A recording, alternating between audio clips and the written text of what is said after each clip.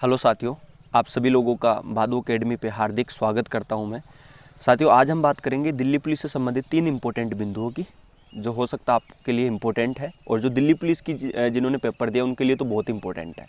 तो आप इस वीडियो को अगर आप एंड तक देखेंगे तो आपको सारी बातें समझ में आएगी स्टेप बाय स्टेप। ठीक है। अच्छा, 3 इम्पोर्टेंट बिंदु क्या है उस पर मैं आपको पहले ही बता देता हूँ ताकि आप कन्फ्यूज ना हो। नंबर 1, हम अनुमानित कट ऑफ पे बात करेंगे दिल्ली पुलिस की, कि जो फिजिकल के लिए जो कट ऑफ है दिल्ली पुलिस की, वो अनुमानित कट ऑफ है वो क्या रह सकती है। देखिए, अनुमानित कहने का मतलब एक मोटा मोटा हमें पता चल जाए कि हाँ यहाँ से लेकर यहाँ तक, बस। ठीक है। अगर आपको लगता है कि हाँ मेरे वहाँ से लेकर यहाँ तक नंबर आ सकते हैं तो फिर आप अपनी जो फिजिकल की जो तैयारी है वो उसको बिल्कुल धार दीजिए फिर। ठीक है, पहली बात।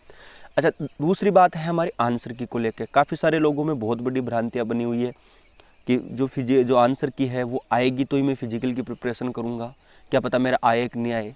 तो मैं आपको एक चीज़ बताना चाहता हूँ यार, अभी यंग हो आप सभी लोग, और दूसरी चीज़ आप दौड़ भाग कर लेंगे तो इसमें क्या बिगड़ता है। आने वाली कई सारी वैकेंसी हैं जिसमें वो फिजिकल होना है। तो आप ऐसा क्यों सोचते हैं कि नहीं आंसर की आएगी उसके बाद में मैं देखूँगा कि हाँ बिल्कुल मेरा नंबर आ रहा है तो करूँगा, अदरवाइज नहीं करूँगा। तो शरीर को अभी हम बांध रहे हैं ना, ये बहुत बड़ी गलती है आप लोगों की। तो ऐसा ना करें। फिजिकल की आप आराम से देखिए, ऐसा भी नहीं है कि आपको 15 किलोमीटर दौड़ना है या 10 किलोमीटर दौड़ना है। आराम से 3-4 किलोमीटर रनिंग मारिए सुबह सुबह। शरीर भी ठीक, माइंड भी ठीक। आने वाली जो एग्ज़ाम है उनके लिए भी आपका माइंड एकदम अच्छा रहेगा। ठीक है। तो नंबर 2 पे हम बात करेंगे आंसर की जो है आपकी कब तक आ जाएगी। अच्छा, तीसरा जो बिंदु है इम्पोर्टेंट, वो है हमारा कि भाई जो दिल्ली पुलिस का जो फिजिकल है, कई लोग बता रहे हैं कि दिल्ली पुलिस का जो फिजिकल है बहुत मतलब कठिन है, होता नहीं है, इस तरह से कई सारी बातें।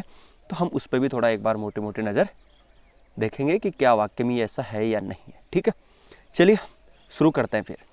तो भाई वीडियो को मैं शुरू करूं उससे पहले आपसे रिक्वेस्ट है कि आप इसको लाइक ज़रूर किया करें, शेयर भी किया करें, और चैनल को सब्सक्राइब तो आपको करना ही है अगर आपको अच्छा लगता है, और जो घंटी है उसको आप ज़रूर ऑन करें। ठीक है, ताकि मुझे भी थोड़ी सी खुशी हो। ठीक है, ताकि मैं जो चीज़ आपको बता रहा हूँ आपको पसंद आ रही है। ठीक है, चलिए शुरू करते हैं फिर। देखिए यार, सबसे पहले बात कर लेते हैं हम दिल्ली पुलिस की कट ऑफ पर, और मैं आपको एक अनुमानित कट ऑफ बता रहा हूँ। अच्छा, दिल्ली पुलिस की जो कट ऑफ है इस पर हम 2-3 इम्पोर्टेंट बिंदुओं पे पहले चर्चा करेंगे कि दिल्ली पुलिस की जो कट ऑफ है उसका कैसे हम अनुमानित लगा सकते हैं। देखिए, एक चीज़ तो यह है कि भाई दिल्ली पुलिस का जो पेपर हुआ अब की बार, आप देख पा रहे होंगे कि जब से पेपर शुरू हुआ एंड तक जो पेपर का जो लेवल है एक ही चला। हमें ऐसा फील नहीं हुआ कि आज मेरा बिल्कुल टफ है, आज इजी हो गया। इस तरह से कोई पार्ट आपका मान लीजिए टफ है तो कोई इजी है, इस तरह से पेपर का जो लेवल है वो मॉडरेट ही बना रखा। तो हालत ये हुई सभी बच्चों की, जी मेरे से तो बहुत बड़ी अच्छी मैंने तैयारी करी, लगता था कि वाकई में अब की बार मैं 80+ स्कोर मार दूंगा, 75+ कर दूंगा। लेकिन जहाँ तक अगर एक मोटा एरिया की हम बात करें, मोटा जिसे हम बता सकते हैं कि वाकई में इतना स्कोर बन रहा है, तो ज़्यादातर देखिए तो बच्चों के अगर मैं बात करूं, देखिए अटेम्प्ट आपने कितना किया वो एक अलग बात है, लेकिन कटकटा के जहाँ तक बताया आप लोगों ने हमें उस हिसाब से मैं आपको बता रहा हूँ कि ज़्यादातर स्टूडेंट के जो मार्क्स हैं वो 60 से लेके 72 नंबर है उसके बीच में है। अब ये मैं बात सही बोल रहा हूँ गलत बोल रहा हूँ वो आपको पता होगा, आपने बताया, मैं उसके हिसाब से बता रहा हूँ। यानी 60 से लेके 72 के बीच में ही जो है आप लोगों के मार्क्स बन रहे हैं। अब इसमें ये डिसाइड करना बड़ा मुश्किल है कि मेरा क्या 65 है, 70 है, कितने, लेकिन एक मोटा जो आंकड़ा वो यही है। तो जाहिर सी बात है जो कट ऑफ है वो फिर इस एरिया में रहने वाली है कि नहीं। अब ऐसा तो है नहीं कि जी कट ऑफ है बिल्कुल 61 पे लग जाएगी, ऐसा नहीं है। कट ऑफ तो लास्ट वाले छोर पे लगेगी। जैसे मान लीजिए 72 है, देखिए फिजिकल के लिए अलग कट ऑफ है, फाइनल जो कट ऑफ है वो अलग है। अब वो बाद में दिल्ली पुलिस डिसाइड करेगी कि कितने बच्चे फिजिकल में बच रहे हैं, कितने निकल रहे हैं, उस हिसाब से फिर वो कट ऑफ लगेगी। मान लीजिए ज़्यादा बच्चे फिजिकल पास कर लेते हैं तो और कट ऑफ लगा देंगे, और ऐसा हो गया मान लीजिए अगर बच्चों से फिजिकल हो ही नहीं रहा तो हो सकता है उसमें काम हो जाए, वो बाद की बात है। ठीक है ना। तो चलिए, मेन जो बात है वो ये है कि मैं बात कर लेता हूँ एक मोटा मोटा आंकड़े की। तो ज़्यादातर जो मार्क्स बन रहे हैं, देखिए 70,000 बच्चों को पास करना है, 70,000 बच्चों को पास करना है दिल्ली पुलिस के लिए, आपको पता ही होगा। तो 70,000 बच्चों को पास करना है, तो एक चीज़ तो हमें स्पष्ट समझ में आ रही है कि स्कोर जो बन रहा है वो लगभग 61, 62, 63, 64, 65, 66, 67, 68 के इर्द गिर्द ही घूम रहा है। आपने अटेम्प्ट कितने किए वो एक अलग बात है। तो मैं तो ये बोल रहा हूँ कि अगर आपके 65 के लगभग आपके नंबर बन रहे हैं, 65-66, और आपका फिजिकल भी ठीक है, तो फिर डेफिनेट ये मान लीजिए, जनरल की बात कर रहा हूँ, अगर 65-66 नंबर आपके बन रहे हैं तो फिर आप आराम से फिजिकल में चले जाएंगे। अब वो अलग बात है कि आपसे फिजिकल होगा या नहीं होगा, लेकिन आप फिजिकल में घुस जाएंगे, 70,000 में आ जाएंगे। तो इसका पता ये चल रहा है कि अभी हम इस चीज़ को ऐसे ही समझें कि भैया नंबर ऑफ जो वैकेंसी वो 70,000 है और 70,000 में आपका नंबर आना है। मेरी बात से आप समझ रहे हो कि नहीं? मतलब कुल मिलाकर आप ये मत समझिए कि जो सीट है वो 6,000 के लगभग, नहीं, सीट अभी 70,000 है, अभी आपको 70,000 में अंदर आना है, ठीक है।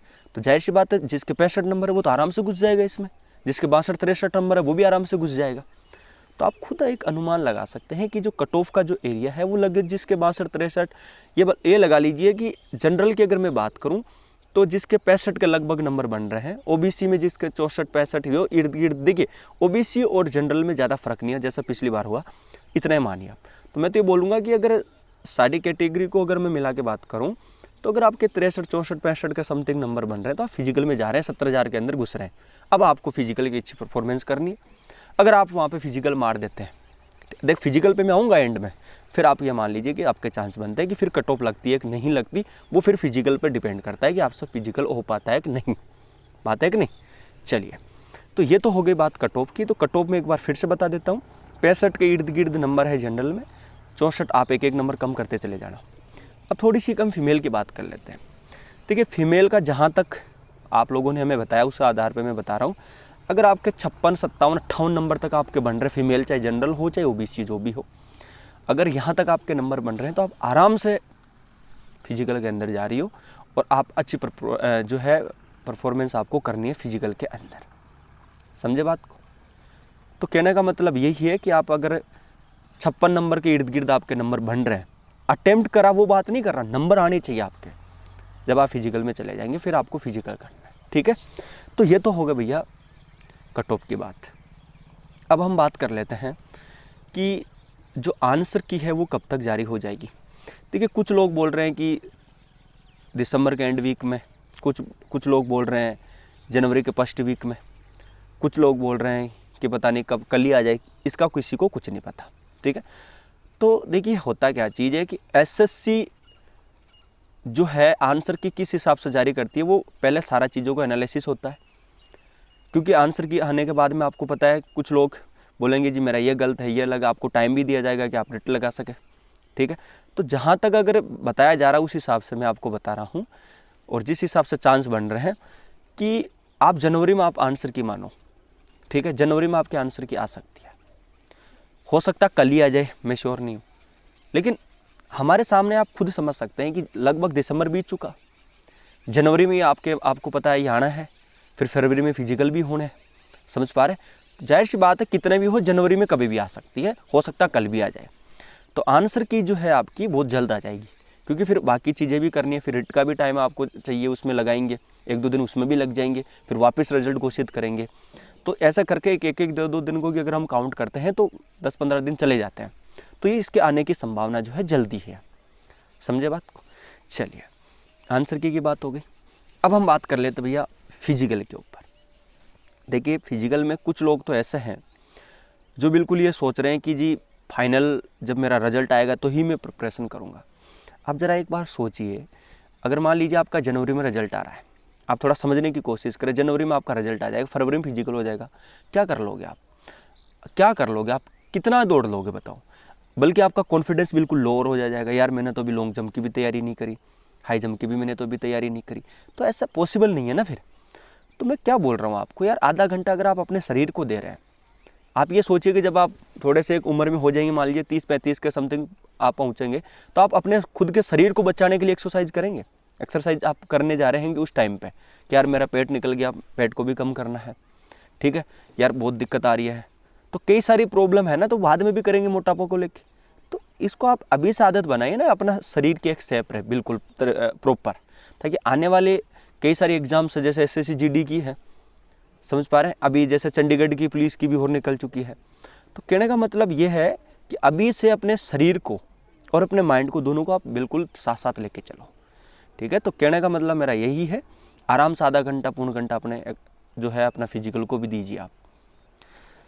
अच्छा, फिजिकल की अगर मैं बात करूं तो फिजिकल में जो आपको सबसे मुश्किल जो टास्क है वो है आपका लॉन्ग जंप। देखिए, लॉन्ग जंप 14 फीट है और ये अपने आप में एक बहुत बड़ी चुनौती होती है उस स्टूडेंट के लिए जो पहली बार इस फिजिकल में आ रहा है। मान लीजिए जो पिछली बार जिन्होंने मान लीजिए थोड़ी देर के लिए फिजिकल किया है, एक स्टेप मारी है उसने, मान लीजिए उसका नहीं हुआ, लेकिन फिर भी अगर मान लो उसने फिजिकल किया है, मैं उसकी बात कर रहा हूँ, तो मेरा कहने का मतलब उसको तो कोई आसानी दिक्कत नहीं होगी, लेकिन जो फर्स्ट बार आ रहा है उसमें थोड़ी उसको दिक्कत आएगी। 14 फीट अपने आप में ये लगा लीजिए आप थोड़ा सा मुश्किल सा काम हो जाता है। हालांकि 1600 मीटर की रनिंग जो है आप आराम से निकाल सकते हैं, ठीक है, लेकिन लॉन्ग जंप थोड़ा सा मुश्किल हो जाता है, तो इसकी आपको प्रैक्टिस करनी पड़ेगी। तो इसकी प्रैक्टिस आप रनिंग के तुरंत बाद ना, देखिए वहाँ पे क्या होगा कि आपकी दौड़ करने के बाद में तुरंत लॉन्ग जंप करवाई जाएगी और मुश्किल से आपको 7-8 मिनट का टाइम देंगे। सेलेक्ट बंदे हो गए, एक तरफ हो जाएंगे, बाकी उनका फिजिकल करवा देंगे, वो लॉन्ग जंप करवा देंगे।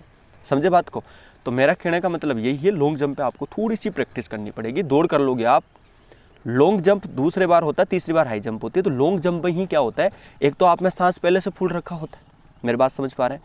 दूसरी चीज़, आप 14 फीट आपको कूदनी है, सांस ऑलरेडी भरा हुआ है छाती में, तो दिक्कत आती है वहाँ पे 14 फीट कूदने में, ठीक है। तो इसको थोड़े से आप मेंटेन करके रखें पहले से ही, कि मैं रनिंग करने के बाद मैं तुरंत लॉन्ग जंप करूँगा और मुझे ये लगा लीजिए कि 10 मिनट का मुझे टाइम मिल रहा है, 10 मिनट ही, ठीक है। तो उस टाइम पीरियड के अंदर आपको ये चीज़ें कवर करनी है। उसके बाद हाई जंप, ठीक है। तो ये फिजिकल में है जो थोड़ा लॉन्ग जंप वाला ही एरिया मुझे थोड़ा मुश्किल सा लगता है, बाकी रेगुलर रनिंग मारते रनिंग हो जाएगी आपकी, ठीक है। दूसरी चीज़, वहाँ पे जैसे 60-70 बच्चों का एक बैच पूरा का पूरा दौड़ता है, तो वहाँ पे कई बार क्या होता है, हमारा कॉन्फिडेंस बिल्कुल लो हो गया, यार इतने सारे, क्या पता होगा कि नहीं होगा, यार इतने सारे बच्चे दौड़ रहे, पता नहीं क्या होगा।